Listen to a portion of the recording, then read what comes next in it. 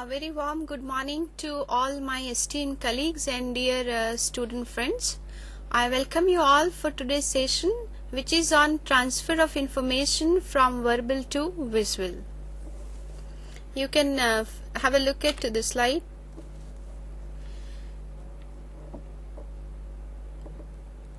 Transfer of information from verbal to visual. The learning objectives are: at the end of the session, you will be able to understand the usefulness of visual aids. You'll get familiar with a variety of visual aids. You will learn to use them effectively, and you will realize the shift from verbal to visual. The contents which I will be discussing in this 50-minute session is introduction. The second is purpose of using visuals. The rest are importance of visual aids, types of visual aids, their effective use, general tips of using them, and the last one is conclusion. Now introduction. Let me define the terms which are there in the title, the subject title. Transfer of information from verbal to visual. Friends, we human beings, we communicate, and that's the only reason we exist. While communicating, we transfer information. Communication has got two basic forms. One is verbal and the other is non-verbal. Now, what is verbal? Verbal is something where we use words, language, which can be oral or it can be in the form of written. Now, the title of the subject is transferring information from verbal to visual. So, from language to using visual aids. Now, what is a visual aid? We have already talked about what is verbal. Verbal is something where we use words or language in the form of either oral or written. Then what is a visual aid? A visual aid is an object or representation that may be used to clarify or enhance understanding of a concept or a process. And the best way to ensure success in learning is to present information in different formats for different learners. So we use a visual aid because if we refer the dictionary, if we look up the dictionary, the term AID would mean a supportive tool. So a visual aid is something which supports our presentation for the better understanding on the part of the learners. Now, what is the purpose of using visual aids? There are mainly three purposes. Number one, we use visual aid to support our presentation. We use visual aid to enhance the message for better understanding, as I have just talked about. And the third one, which is very important, is we use visual aid to provide interest and change of pace. Now, change of pace from hearing to seeing. What is the significance? What is the importance of using visual aids? Why there is a shift from verbal to visual or from hearing to seeing? Number one reason is it multiplies the level of audience's understanding. When we use visual aids, with the help of visual aids, we demonstrate the things which we are explaining. The message we want to convey, we can demonstrate. So along with description, we are also using demonstration. The second one is visual aids involve audience through the shift from hearing to seeing.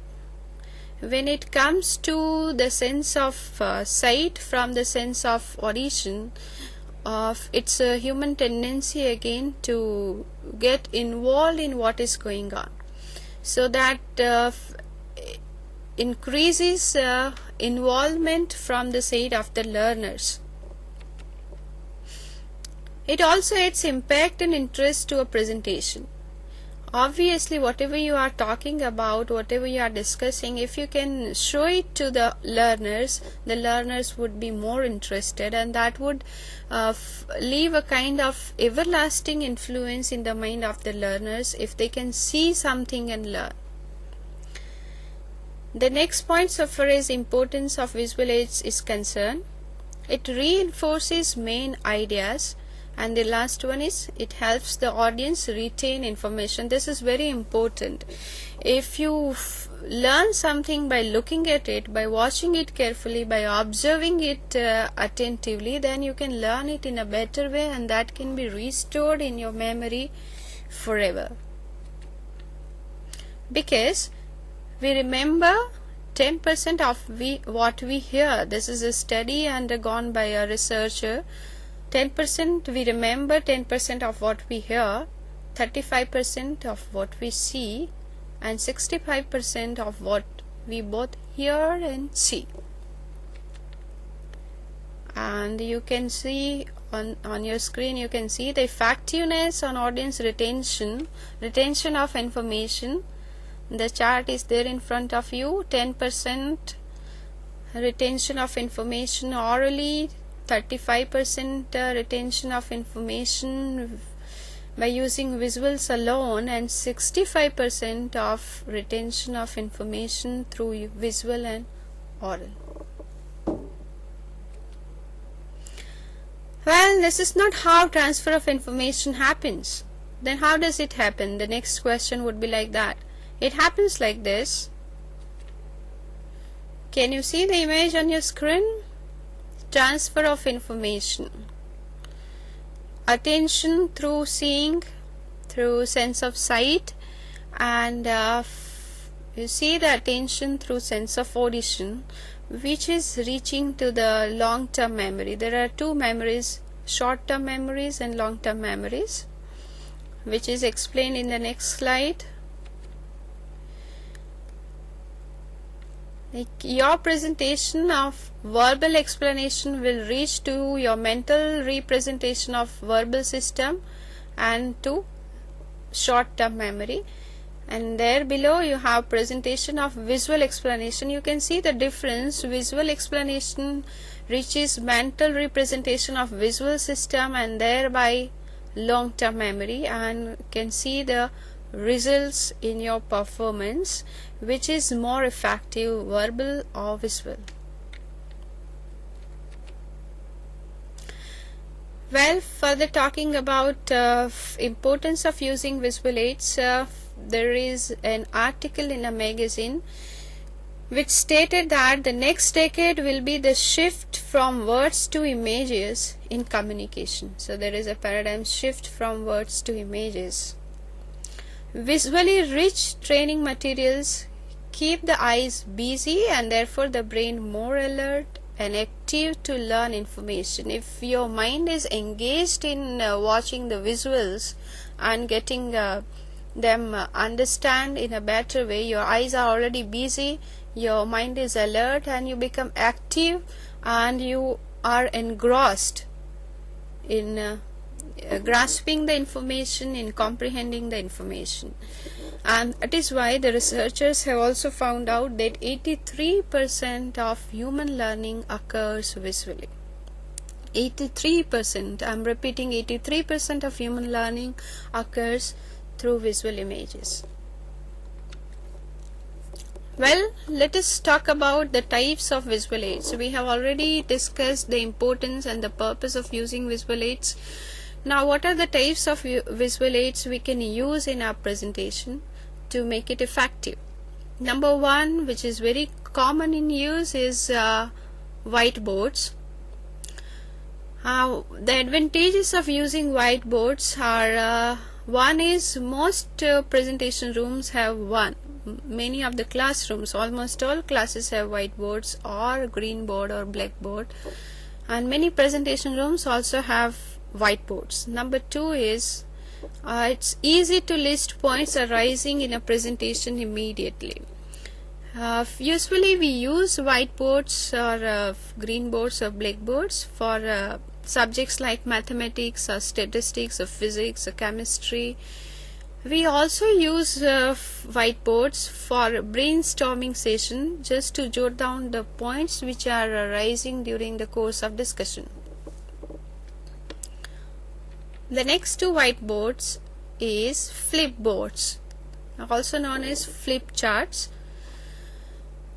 Flip chart, the advantages are we use flip charts for permanent record. The things can be recorded in a flip chart and can be used in future also. Number 2 is flip charts can refer back to points illustrated previously. As I have just said that the information is recorded in a flip chart, so we can use it again if we want at the end of the session for revision. Flip charts can prepare a visual aid and keep covered up. You can prepare flip chart well in advance and you can keep it covered. Flip chart is a kind of board. It's a kind of chart which has got leaves of papers, leaves of pages, which you have to flip, which you have to turn over. As in when you explain the stuff, you keep on turning the pages over and the things are displayed on the screen. Flip charts are very clean and tidy. They can introduce variation of color very easily. You can use different colors in flip charts. You can have sketches, drawings. You can have everything on flip chart. I would like you to look at the flip chart, how it looks if you are not familiar. It looks like this. So there are leaves of papers.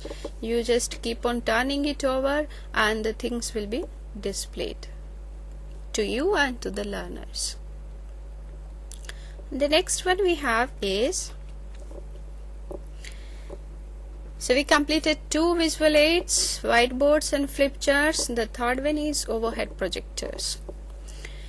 You can see the image also where we display transparencies, and they are easy to use with practice beforehand. A professional impression, they carry professional impression. We display transparency on our overhead projector. The greatest advantage of using this transparency projector is that you can face the audience and still you can display the things on the screen and can explain them. You can restore the data. So as I'm repeating, the basic motive behind using the transparency projector is that the things are stored, already typed or printed out on a transparency which you are putting on the overhead projector, which is displayed on the screen, and you can face the audience and talk.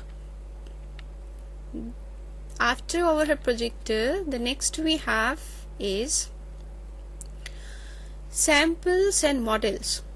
Now samples can be passed around the room involving a sense of touch.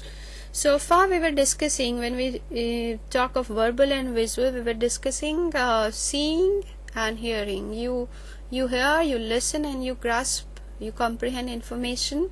You watch something and you understand and you learn it. Now the third one is sense of touch is also there. When we use samples, you can pass on the samples, different samples. We have mathematical samples, models in the mathematics class. You can pass them on to all the learners, let them touch individually, let them have that feel of touching, experiencing or learning the models, the samples. Very familiar example of model is like you can have a fictitious small version of the original plan of a building to be constructed. You can have that model in the front yard of your office, and if people can while coming and going, people can have a look at of that model and can get an idea that the building to be constructed would look like this, and they can touch also. That's an added interest. The third example of the third advantage of samples and models is you can give people examples of actual things they will have to deal with. If I am dealing with a triangle, I can have a model of a triangle, I can have a sample of a triangle, I can touch all 3 sides of the triangle, and I can understand, a kid can understand what a triangle is, how it looks. Now next is charts. We use charts particularly for quantitative data. If we have got quantitative information, if we want to show our learners figures, then we can use different charts. You can see different charts on the screen. I'll give you an example. Like this is a chart where I have listed down the details regarding Intercollegiate Youth Festival participation in the year 2008-2009. So which students of which class they have participated, what is their maximum participation, like first year students participation, second year students participation, third year students participation. Like first year students have participated, their participation is that of 18%, then second year students participation is that of 33%, and likewise. So if you have figurative information, you can always go for charts. They are easy to understand.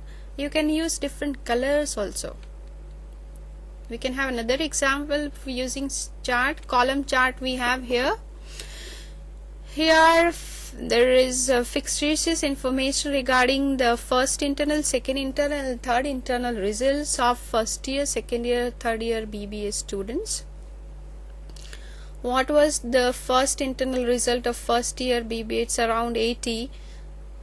First internal result of second year BBA is above 70. You can see that on your screen. First internal result of third year BBA student is above 90 and less than 100. You can clearly watch it on your screen. These are the examples of using charts. Now we can have pictures or images also. The biggest advantage of using a picture or an image is if you have got a description with you, but if you want to relish that description along with demonstration, you can always go for pictures and images. For pictures and images, I have taken example from literature like this. Now here is a poem written by Robert Frost. It's a very popular poem. The title of the poem is Stopping by Woods on a Snowy Evening. Now you got this poem with you. The description is already there, the information is already there, the text is already there. If you want to make your learners understand this in a better way, you can always give them a visual like this, where there is, you can see a forest, woods, the woods covered with snow, and you can see the evening time, the sun is setting. Because in Indian topography, if we do have woods, your learners might have visited woods also. They are also familiar with setting sun, but they must not have visited woods which are covered with snow. So let them have this feeling of how snowy woods look in the sunset, during the sunset. After pictures and images, the next one we have is slides, films, videotapes. We use multimedia. Multimedia has got several greatest advantages of it. We use it for fun, entertainment. They are very interesting. It also gives a professional touch to your presentation. You can have several concepts. You can screen those points in your PowerPoint presentation the way I am doing right now, and can give a professional touch to it. You can new slide projectors are highly flexible. You can have several varieties like insert and animations. You can always go for tables, charts, diagrams, graphs. Everything is available on a PowerPoint presentation. Now the types of visual aids are done. We are done with types of visual aids. The next one is how to use them effectively. We got familiar with the definition of visual aid. We also got familiar with the importance of using it, the purpose of using visual aids. We also discussed types of visual aids. Now we must learn how we can use all these types of visual aids effectively. Number one is, when we talk of effective use of visual aids, number one is we have to decide an appropriate visual for our presentation. For an example, if you want to show some progress in one aspect of your organization, of your business organization, then you can go for line chart where only one aspect is covered. If you want to talk of comparing data, then you can go for column chart or pie chart or bar chart. Plan explanatory visuals. You have decided your visual, you have selected some visual out of several available to you. Then you have to explain your visuals. You describe the text, you are discussing the text, and you are to support the text you are using a particular visual. That visual has to be very explanatory in its sense. If you are unable to explain, if you are just showing the visual, it doesn't serve the purpose. The next we have is explain them effectively, as I have just said. Use them with discretion. Like we use visual aids initially, we explain the stuff with the help of visual aids. Then we have to remember one thing, we have to consider one thing, that we are using visual aids to reinforce the main ideas. Now at the end of the session, when you happen to revise, when you happen to give a recap or revision to your learners, at that time also you can use the same visual aid and you can remind them of that this is what they have learned. The next one we have is use them with discretion. We have done. Then the last one is demonstrating something which is very easy to understand. We have been talking about demonstrating things by using visual aids. There are general tips we have to ponder over. While using the visual aid, you being a presenter, being a communicator, being a teacher, you should not keep on looking at the visual aid yourself. You are using visual aids for your learners, so let them watch it. You are not watching it yourself. You have to look at the audience, you have to describe and demonstrate it at the time you are facing your audience. If you are not facing, for an example, you are using a whiteboard, you are writing something on the board. At that time you are not facing your audience, so don't speak while writing something on the board. Once the writing is done, when you are facing the audience, then talk, because there are chances that your voice might not be audible till the last bench. The next is general tips. Talking further about general tips is use color, as I already said. If you are using pie chart, bar chart, column charts, if you are using, then you, even with flip charts, you can use different colors to highlight different aspects of information. The next we have is keep hidden. Now let your visual aids be in the hidden part. You can disclose your visual aid at the time of using it. Don't disclose it in the beginning, otherwise your learners pay attention to watch it. They won't pay attention to what you are saying, to what you are speaking. So their attention is diverted, their mind is diverted. So you just disclose the visual aid at the time of using it and not before that. The next we have is show once then remove. If you have used visual aid once and then you remove it or you put it aside if you are going to use it again, but once shot, then you have to put it aside, or if something is written on the board, you have to remove it, you have to wipe it out. Otherwise the students again, the learners again would keep on looking at what you have written, or would be busy watching what you are showing them, and the next point which you are discussing, which you are describing, they'll skip that. Their minds again are still stuck to the visual aids you have already shown, and which is of no use now. If you are using it later on, then you can put it aside and can use it at the end of the session for revision or recap. The next we have in general tips is make sure the audience can see. You are coming with beautiful visual aids, very interesting, very attractive, but what if your students cannot see that properly? You've got a class of 100 learners, 100 students, and the things, the stuff you are coming with are not tangible till the bench. For an example, I'm using this PowerPoint presentation. I prepared slides. If the size of the fonts is not big enough, then the students cannot see that properly, they cannot read them properly, and it doesn't serve any purpose. It's not an effective use of audiovisual aids.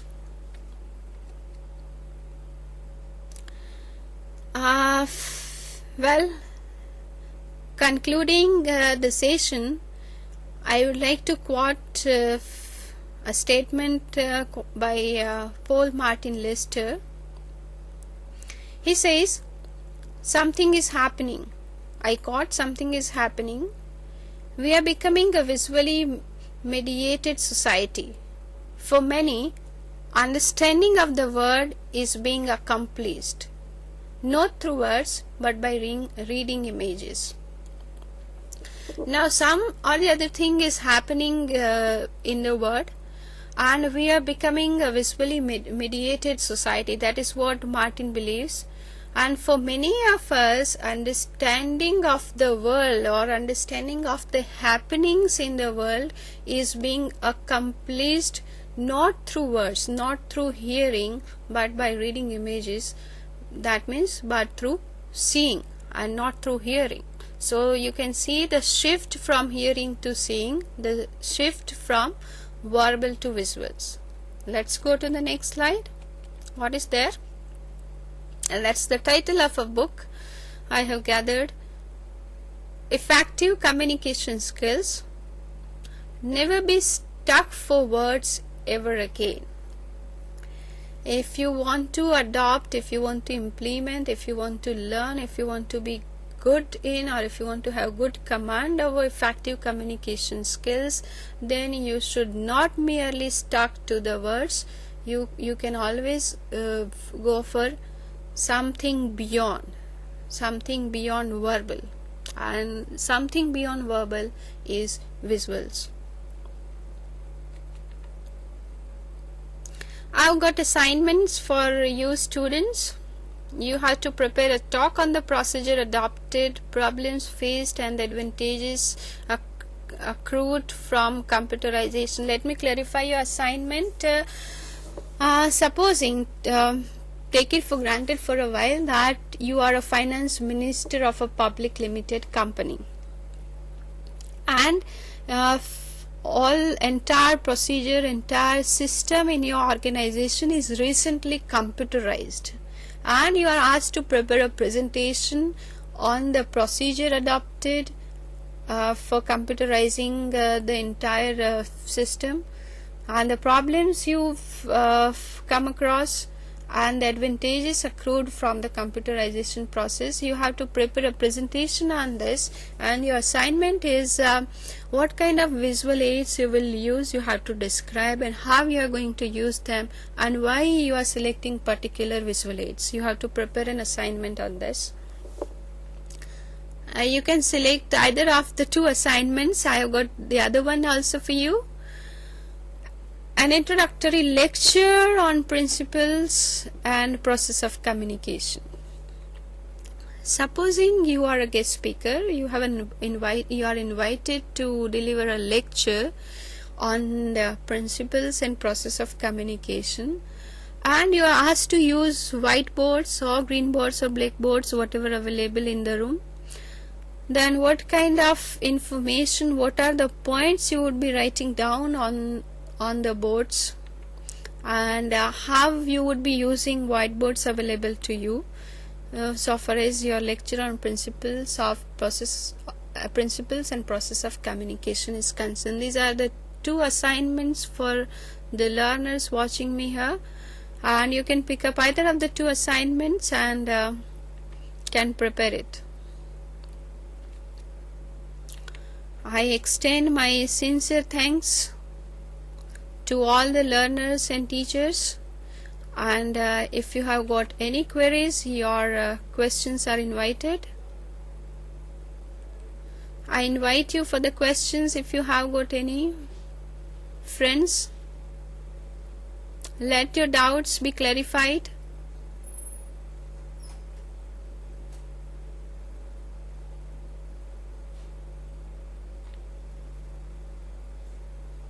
Can I invite you for the questions? Okay, thank you friends. Have a good day.